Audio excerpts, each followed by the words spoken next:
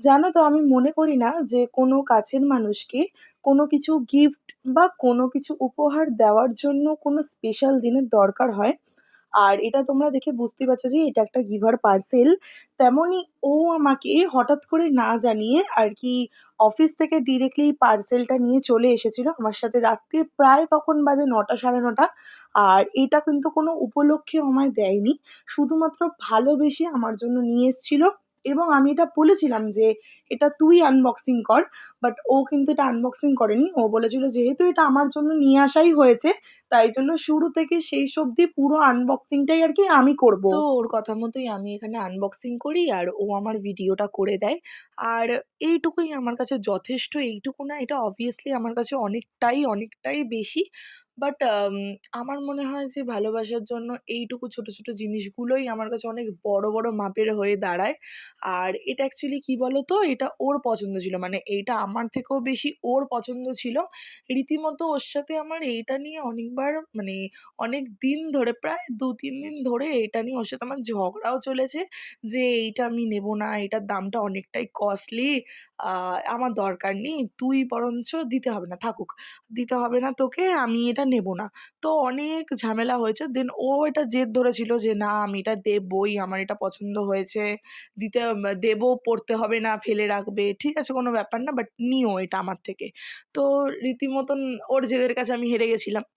তারপরে আমি এটা নিয়েছিলাম। ও অর্ডার দিয়েছিল, আমি জানি এটা। তারপরে ও যে এতটা স্ট্রাগল করে ওর নিজের খাটনির পয়সায়, পরিশ্রমের পয়সায় রোজগার করে আমার জন্য যে অফিস করে এত রাতে যে এটা আমার কাছে দিতে এসেছে, এটাই আমার কাছে সবচেয়ে বড় পাওনা।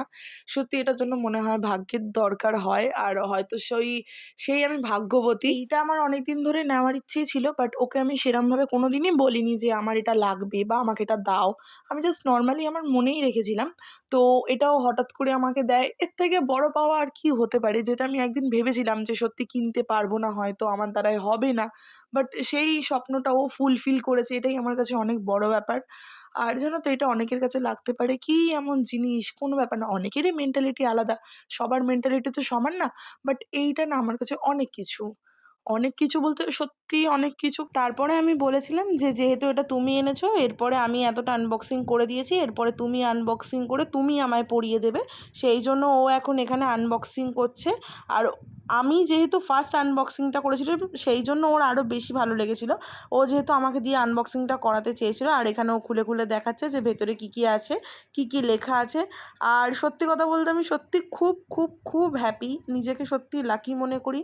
আর লাকি মনে করাটাই স্বাভাবিক, কারণ আমি মনে করি না যে একটা সুন্দর মানুষ, মানে সুন্দর দেখতে মানুষ হওয়ার চেয়ে তুমি সুন্দর মনের মানুষ হও। আর ও এক্স্যাক্টলি সেটাই, সুন্দর ভালো মনের মানুষ।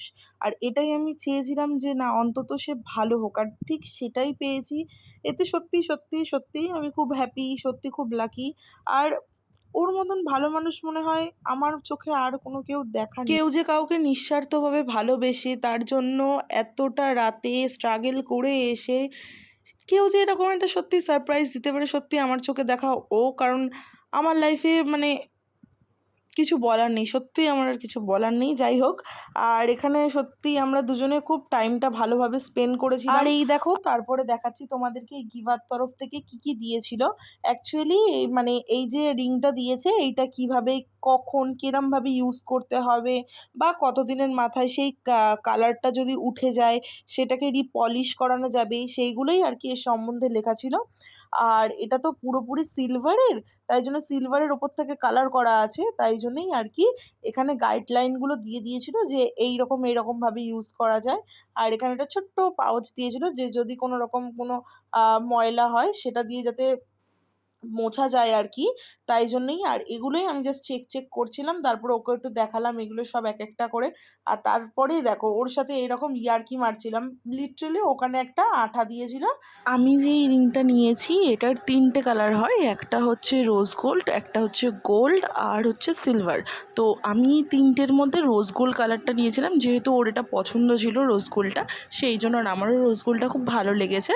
তোমরা চাইলে 3টের মধ্যে যেটা ইচ্ছা নিতে পারো। আর অবশ্যই জানিও যে ও কেমন হয়েছে। আমার তো খুব ভালো লেগেছে, আমাদের দুজনেরই খুব ভালো লেগেছে। আর তোমরাও জানিও তোমাদের কেমন লেগেছে। সো ব্যাস আর কিছুই না। এইরকমই মিষ্টি সম্পর্কটা রয়ে যাক আমাদের লাইফ টাইম অবধি, ব্যাস আর কিছু চাই না ভগবানের কাছে।